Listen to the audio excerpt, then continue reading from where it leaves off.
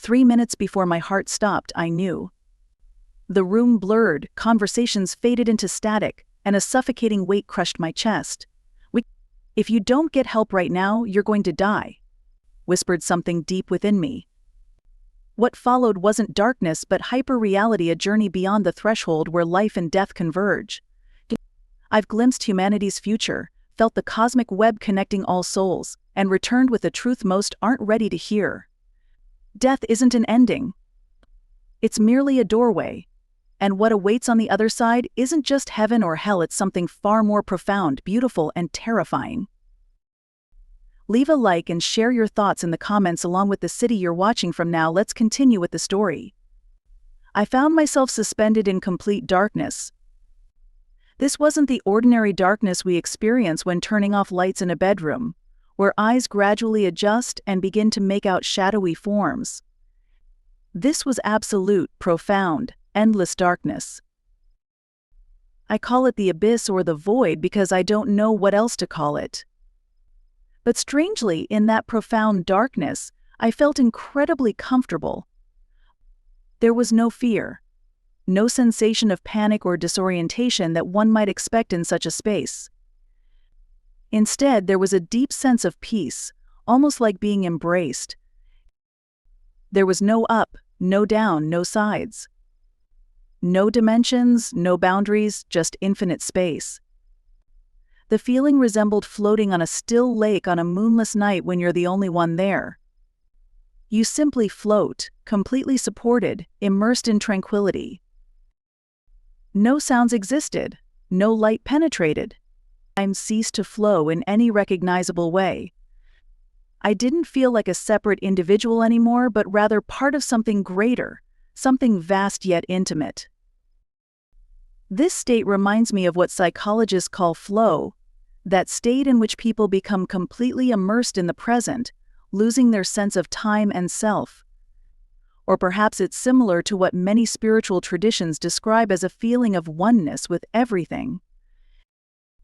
I was so curious about the intensity of this darkness that I held my hand in front of my face to see if I could make it out. I couldn't see anything at all. That's how complete the darkness was. Yet I wasn't afraid. I was intrigued, wondering what this place was and why I felt so at peace within it. Far off in the distance, I noticed a tiny speck of light, the only visible thing in the entire vastness. It was impossibly small but unmistakable against the perfect blackness. I watched it with simple curiosity. There was nothing else I could do. I couldn't move or approach it. I was suspended, waiting. As I observed, the light grew larger. It seemed to be coming toward me, or perhaps I was moving toward it. It was impossible to tell in that space without reference points. I simply watched with interest as it expanded. The light gradually took shape, revealing itself as what appeared to be a tunnel, swirling with different shades of gray and brighter sparks of light within. It continued approaching, growing larger and more defined. Now I could see it was indeed a tunnel-like structure with movement and depth. I remained peacefully observing as it drew nearer, now appearing above me. Then, without any action on my part, I began ascending upward. This was my first moment of mild concern, as I realized I had absolutely no control over what was happening. I wasn't afraid exactly, just aware that whatever was occurring was beyond my ability to direct or stop. The tunnel was directly above me now, and I was rising into it, being drawn upward into this swirling passage of light and shadow. I felt myself entering a journey into the unknown, guided by forces I couldn't comprehend but somehow trusted completely. As I began moving upward into the tunnel, my curiosity transformed into uneasiness. I was no longer simply observing, I was becoming part of this experience. And the tunnel wasn't just a visual phenomenon, it had texture and dimension. Swirling patterns of various shades of gray spiraled around me, interspersed with brighter flashes of light, creating a mesmerizing corridor stretching upward. I was ascending faster now, moving through this passage without any effort on my part. This complete lack of control triggered my first real moment of anxiety. Throughout my life, I had always valued my ability to direct my own path, to make choices. Now I was being carried along by forces I couldn't comprehend or resist. Instinctively, I stretched out my arms and legs, trying to touch the sides of the tunnel. My reasoning was simple: if I could make contact with something solid, perhaps I could slow myself down or stop this upward journey altogether.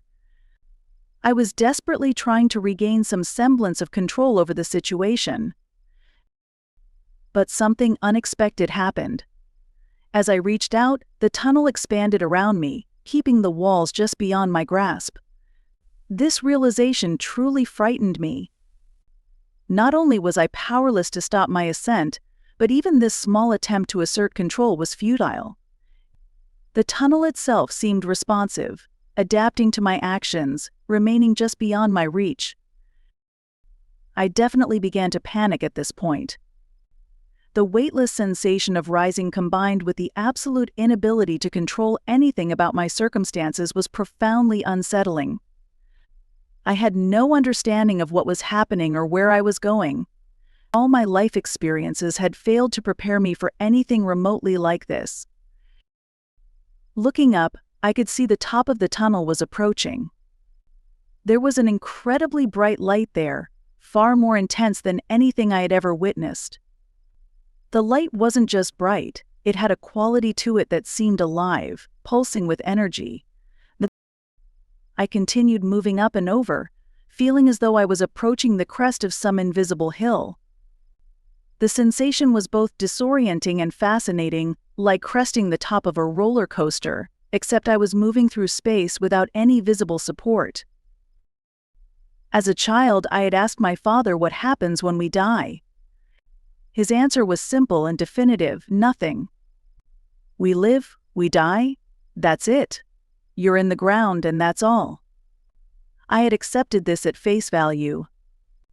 Having never read books about near-death experiences or spiritual journeys, I had no framework to understand what was happening to me now. I had no idea what awaited me at the end of this tunnel. But one thing was becoming increasingly clear: whatever it was, it would challenge everything I thought I knew about life and death. Suddenly I was there. The journey through the tunnel ended as abruptly as it had begun, and I found myself immersed in the most extraordinary light I had ever encountered. This wasn't just brightness, it was a blue-white luminescence with incredible depth and dimension. Within this radiance were silver undertones and variations that gave the light texture and substance. It wasn't flat or one-dimensional, it had layers and depth that seemed impossible for mere light to possess. The intensity was overwhelming, yet it didn't hurt my eyes. In fact, it felt strangely comforting, almost nurturing. I stood there, stunned by its brilliance, trying to make sense of where I was and what was happening. Then I noticed I wasn't alone. Within this magnificent light, figures began to emerge. The best way I can describe it is to imagine the massive stadium lights you see at football games. Take every single one of those powerful lights, stack them on top of each other at ground level, and then picture people walking out from that wall of light. That's what it looked like. There was a large group, perhaps 100 or more, gathered before me. My initial reaction wasn't wonder or joy, it was alarm. I was genuinely frightened and, I'm ashamed to admit, quite rude. Back the F away from me. I shouted at them, my words echoing in this strange place. Get the F away from me. Keep away from me. My terror and confusion manifested as anger, a very human response to something so far beyond my understanding. I was disoriented, defensive, and completely out of my element. Then something remarkable happened. As I studied these figures more carefully, I began to recognize familiar faces. Wait a minute, there's Nanny, my great-grandmother. There's my great-grandfather. And my Aunt Alice and Uncle Dick. One by one, I identified relatives and loved ones who had passed away years ago.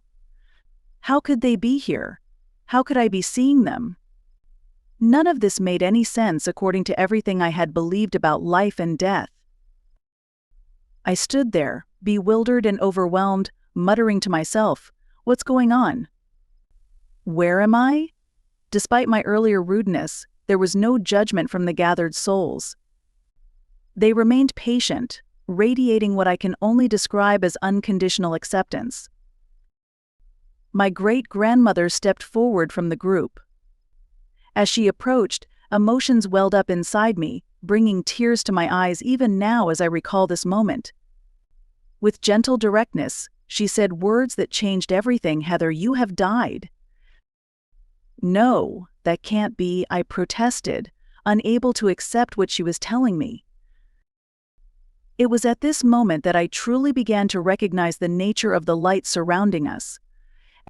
This wasn't just illumination, it was love made visible. The light emanated acceptance, support, kindness, and gentleness beyond anything I could have imagined possible. It was as if the concept of love had been given physical form, surrounding and penetrating everything. Overwhelmed by this revelation and the presence of such unconditional love, I fell to my knees. It's strange, even now I wonder, where was there a floor for me to kneel on? Everything around us was this brilliant white light, yet somehow there was substance beneath me. Tears streamed down my face as I sobbed, "I don't want to be here. I don't want to be dead. I didn't even get to live. I didn't even get to do anything." My greatest anguish wasn't fear of what might happen next, but profound regret for a life cut short, for potential unfulfilled, for dreams that would never be realized. My life felt incomplete, interrupted before I'd had the chance to experience all it had to offer. This wasn't how my story was supposed to end. There was still so much I wanted to do, so much I needed to accomplish. As I knelt there, sobbing with the realization that my life had ended, I became aware of another presence. This wasn't like my great-grandmother or the other familiar souls. This was different, a higher form of energy. I couldn't see a face or physical form. The only way I could differentiate this presence was through feeling. The frequency and vibration emanating from it was of a higher order, more refined and powerful than anything I had ever encountered. This presence communicated directly into my consciousness. There were no spoken words, no sound waves traveling through air. Everything was transmitted telepathically, appearing instantly in my mind with perfect clarity. The communication from this presence was simple yet profound. "You are going to be okay. Yes, you have died." Somehow, these simple reassurances brought immediate comfort, calming my panic and helping me accept my new reality. Without pause or transition, we moved into what I can only describe as a life review. It happened with incredible speed, yet I experienced every moment with perfect clarity. This wasn't like watching a movie of my life projected on a screen above or below me. I was completely immersed in my own life experiences, reliving them in all sensory dimensions, but with greatly enhanced perception. What made this life review so extraordinary wasn't just seeing my actions, but experiencing their effects on others. I felt exactly how my words, actions, and even my unspoken thoughts had affected every person I'd interacted with throughout my life. The understanding went far beyond the five senses we rely on in physical life. It was a comprehensive knowing that encompassed emotions, intentions, and ripple effects I could never have perceived while alive. I discovered that even when we merely think about someone, they pick up on it at a subconscious level. These thoughts and energies are absorbed and stored, becoming part of how people understand themselves. This was one of the most profound revelations. Nothing is truly private, not even our thoughts. Everything we project outward creates waves of influence that touch others in ways we rarely comprehend. I was shown specific examples from my life where this hidden connection was evident. There was a girl I had known in childhood. We had a complicated friendship where we were often fighting with each other, yet when we got along beautifully. It was one of those strange relationships where tension and affection existed side by side. During my life review, I saw how certain harsh words I had spoken to her had lodged within her, becoming incorporated as truths about herself. They had shaped aspects of her identity and influenced choices she made later in life. Similarly, I saw how some of her words had affected me, creating an ongoing energy exchange between us that continued long after our actual interactions had ended. But the life review wasn't solely focused on negative impacts. I was also shown moments where small kindnesses I had offered had changed someone's life course in significant ways. Once, when I was part of a group of 6 girls, I had repeatedly told one friend, "You're more than your body, you're more than your body." I was concerned she might turn to stripping or similar work due to her unstable foundation. During my review, I saw that these simple words had actually helped her choose a different path. These revelations were astonishing. The life review wasn't about judgment or punishment for wrongdoing. It was about understanding the true interconnected nature of all human interactions. I was shown both the harsh things I had done and the wonderful connections I had created. The profound difference was that I could now feel exactly how the other person had felt. 100% of their experience became mine. I realized we are all far more interconnected energetically than I had ever imagined. What we perceive as separate existences are actually deeply intertwined energetic relationships, constantly affecting and shaping each other in ways both subtle and profound. The review then shifted to my relationship with my parents. I was shown that I had chosen them before incarnation, they were my soul family, and we had made agreements with each other. We had taken on specific roles and challenges to help each other grow and evolve. Not everything in life is predetermined, however. We also have free choice within the framework of these soul agreements. The life review shifted to reveal deeper understandings about the nature of karma and life agreements. I was shown other lifetimes I had experienced, not in a way that felt like fantasy or imagination, but as clear memories that were being unlocked. In one particularly significant lifetime, I saw that I had taken another person's life. This wasn't shown to instill guilt but to help me understand the larger pattern at work. I witnessed how this soul and I had made an agreement to reverse roles in my current lifetime, not to the point of death, but through traumatic experiences where I would be on the receiving end of harm. This revelation gave me profound insight into why certain seemingly random painful events had occurred in my life. They weren't meaningless suffering but part of a larger balancing and learning process that both souls had agreed to. After this, the focus changed dramatically. I began receiving knowledge about energy and the human body at an astonishing speed. The information wasn't delivered in words or lectures but transferred instantaneously. Complete understandings appeared fully formed in my consciousness. It was as if entire textbooks of information were downloaded in seconds, yet I could comprehend it all perfectly. I learned how the human body works on an energetic level, how we take in energy, how we release it, and how it moves within our physical form. I was shown the auric fields surrounding the body and the various energy points that regulate our physical and emotional states. The relationship between emotions and physical health became crystal clear, not as vague concepts but as precise mechanical processes. I saw how unprocessed emotions directly affect the physical body, creating blockages and eventually disease. This wasn't metaphorical. I could actually see the process happening, how emotional energy that isn't properly processed becomes stored in different parts of the body. It was like watching someone use their body as a filing cabinet. I don't have the luxury right now to deal with this emotion, so I'll file it away in my lower back. Over time, these stored emotions create physical manifestations of pain and illness. The power of our brains was another revelation. I was shown how our thoughts generate specific frequencies that either hinder or enhance our well-being. What we direct outward, our thoughts, words, and actions, creates vibrations that attract similar energies back to us. I learned techniques for moving and directing energy, for clearing blockages, and for promoting healing within the physical form.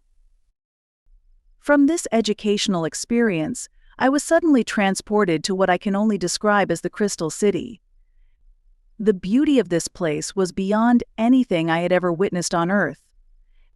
I was approximately 15 to 20 miles away from it, viewing its magnificent structures from a distance. The entire city appeared to be constructed of crystal-like material that radiated with its own inner light. Though my time there was brief, I felt a profound sense of familiarity, not déjà vu, but a genuine recognition. Someone came to meet me, though I couldn't see their face clearly. All I knew was that this being was someone who cared deeply for me, evidenced by the enormous hug they gave me. They communicated that it wasn't my time to be home yet, and immediately after this message, I was gone from that place. I was also shown a place of healing for souls who had completed their lifetimes. This was particularly important for those whose lives had been traumatic. There were healing pools of water with extraordinary restorative properties. Everything in this place was constructed of white marble, columns, floors, buildings, creating an atmosphere of serene beauty. Some souls remain in this healing place for what we would consider a very long time, depending on the nature of their life experiences. Another remarkable aspect of my experience was visiting what I called the Hall of Records. Some people refer to it as the Akashic Records, but the name doesn't really matter, it's the same place. The books there stretched higher than I could possibly see, reaching up to what seemed like infinity. I was shown my own book, which was quite thick, indicating I had lived many lifetimes before this one. Within my book there was a running record of my current lifetime, which I found odd and intriguing. Years later, when I saw the Harry Potter films with their magical books that wrote themselves, I wondered if perhaps the creators had spoken with others who had near-death experiences and seen similar records. What was particularly fascinating was the understanding that souls exist at different levels of development. If a soul vibrates at what might be called level 3, they wouldn't be in the same soul understanding or vibrational frequency as someone at level 5 or 6. It's interesting to realize there are many different levels, each representing different stages of soul growth and awareness. I was shown a place where souls go to work with mentors on their life agreements. There's also what I can only describe as a cosmic board, not the same as what some people today call the Federation. These beings come together from multiple perspectives to help guide and assist souls. Some appeared as pure light that would shift colors from pinks to whites to very pale blues. With others, I could actually see their faces. Some wore white cloaks, and one specific being wore a blue cloak. When you're there, you simply know that these beings come from various backgrounds and experiences, bringing different wisdom. Some of them looked what we might consider otherworldly, though I couldn't clearly see the faces of every being. They sat around a long table, and while that area was illuminated, everything surrounding it was black. During my experience, I was shown different methods of travel. I went through what I called wormholes, not in a scientific sense, but that's the term that made sense to me at the time. These were like tubes of flashing colors that transported souls from one place to another with extraordinary speed. The journey felt somewhat bumpy to me, though I don't know why I perceived it that way. This mode of transportation isn't used by everyone. Some beings could simply imagine a destination in their mind and instantly be there. The portals would simply appear when needed, allowing passage through them. That's how I moved between different locations like the Crystal City and the healing place. When asked if I was shown the future during my experience, I hesitate. This is the part I usually approach with caution because I don't want to frighten anyone. but it's an important aspect of what I experienced, so I'll share it and let you decide what to make of it. During my time in this other realm, I found myself seated in what I can only describe as a chair of some kind.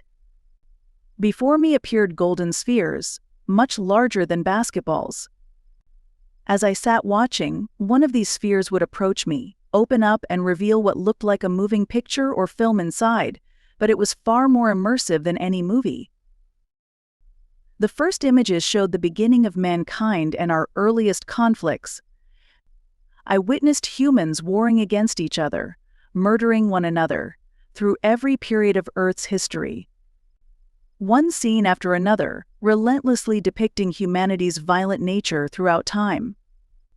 The emotional impact was overwhelming. The level of trauma I felt witnessing these events was immense. I saw death in countless forms, violent conflict, raging fires consuming communities, devastating floods, and what we now call tsunamis wiping away entire populations. The sphere showed me all the major wars throughout human history, from ancient battles with primitive weapons to modern conflicts, with their increasingly efficient methods of destruction. Each scene was more excruciating to watch than the last. As the visions progressed toward our present day, I saw growing unrest across the world. Protests were becoming more commonplace, more widespread. People marched in the streets, desperate to be heard, fighting to be acknowledged as priorities equal to anyone else. There was anger, profound, pervasive anger, flowing through countless communities worldwide. What I was being shown closely resembles the world we live in today. The message seemed clear: humanity needs to shed its divisive beliefs about other cultures, about those who are different.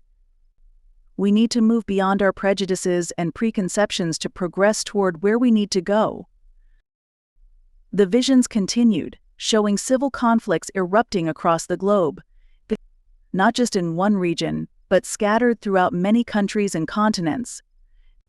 I saw famine spreading, with children suffering the worst consequences of food shortages and resource depletion. At this point, I had to ask them to stop. The emotional weight of witnessing so much suffering, particularly of innocent children, became unbearable. I couldn't watch anymore. I asked for the visions to cease, unable to process any more pain and devastation. I've often wondered if my request to stop the visions came too soon. Perhaps if I had endured a little longer, I might have seen the good stuff, the resolution, the healing, the way forward. But I couldn't bear to see more death, more children suffering, more of humanity tearing itself apart. It was simply too much. When I later reflected on why I was shown these visions, I came to understand their purpose. They weren't meant to frighten me, but to help me comprehend the consequences of what we do to one another.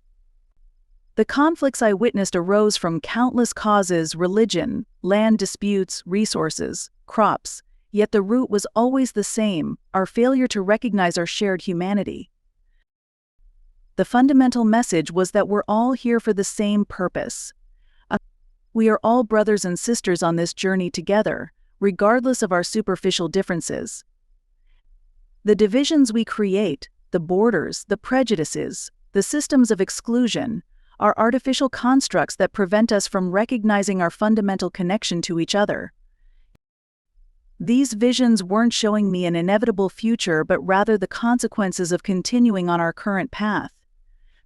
The message was clear: without a profound shift in how we see and treat one another, we would continue the cycles of suffering I had witnessed. But implicit in this warning was also hope, the understanding that we have the power to choose a different way, to recognize our interconnectedness, and to build a world based on that recognition. I had not initially intended to come back to physical life. Through my tears and disbelief at having died, at not having had the chance to truly begin my journey or accomplish what I came to do, I expressed my deep desire to return. I wanted to complete the work I had set out to do in accordance with my life contract. The response I received was both sobering and challenging. I was told that returning would be far more difficult than my life had been before this experience. The pain would be significantly greater on physical, emotional, mental, and psychological levels. There would be physical conditions I wouldn't be able to heal completely, chronic pain that would remain with me. This was the price of returning when I had already crossed the threshold. "Are you prepared for that?" they asked. "Do you still want to go back, knowing what awaits you?" Despite these warnings, my resolve didn't waver. "Yes, I do," I answered with certainty. While in that realm of expanded awareness, I possessed an unshakable belief that I could accomplish meaningful work on Earth. I understood my purpose with a clarity I had never experienced during my physical life. What I realized in that state of consciousness was how profoundly connected we all are to each other. This wasn't just a nice philosophical concept, but a tangible reality I could perceive directly. I saw the energy strands linking all human beings, the constant exchange of information, emotion, and influence that occurs beneath our conscious awareness. If my wish could be granted, it would be for everyone to understand this interconnection. If we could release our false beliefs about one another, the prejudices, the judgments, the divisions we create, and truly comprehend that we are energetically part of each other at all times, everything would change. We're all human. Period. We don't need all these divisions and categories that have been created throughout history. My deepest wish is that we could arrive at this understanding collectively, that we could see beyond our superficial differences to the shared essence that unites us. After making the decision to return and receiving the understanding of what that would entail, I felt myself being pulled back. The transition wasn't gentle or gradual, it was sudden, jarring, and painful. Returning to physical form after experiencing such expansion was like trying to fit an ocean into a teacup. When I regained consciousness, everything had changed. My perception of life, of other people, of myself, all transformed by what I had experienced. I could see energy all around me now, a skill I hadn't possessed before. I understood the body's energy systems in ways that would take medical science decades to begin mapping. And I carried with me a mission to share what I had learned, not to convince others of any particular belief, but to offer tools for healing and connection. Since the 1990s, I've worked with people one-on-one, doing energy readings and teaching what I learned on the other side. I don't want people to keep coming to practitioners like me indefinitely. I want to empower them with the tools to do this work for themselves. My greatest joy is watching someone recognize their own innate ability to heal and connect. We walk through life believing we're separate islands in a vast ocean. We build walls with our beliefs, our politics, our social status. We judge those who look different, think different, live different lives than our own. But I've seen the truth from the other side. When my heart stopped beating at that dinner party in Vancouver, I didn't just glimpse heaven, I witnessed reality without filters. I saw how every word you speak creates ripples in another's soul. How that harsh comment to your colleague 20 years ago still shapes their self-image today. How the moment you stopped to help a stranger planted a seed of hope that grew into something beautiful you'll never know about. Nothing is ever lost. Nothing is ever forgotten. Not by the universe. I watched my entire life play back, not as a passive observer but feeling every emotion I ever caused, the joy, the pain, the love, the wounds. When you stand naked before the truth of your impact, there's nowhere to hide. The hardest revelation? We choose this. We choose the challenges that break us, the relationships that shape us, the paths that define us.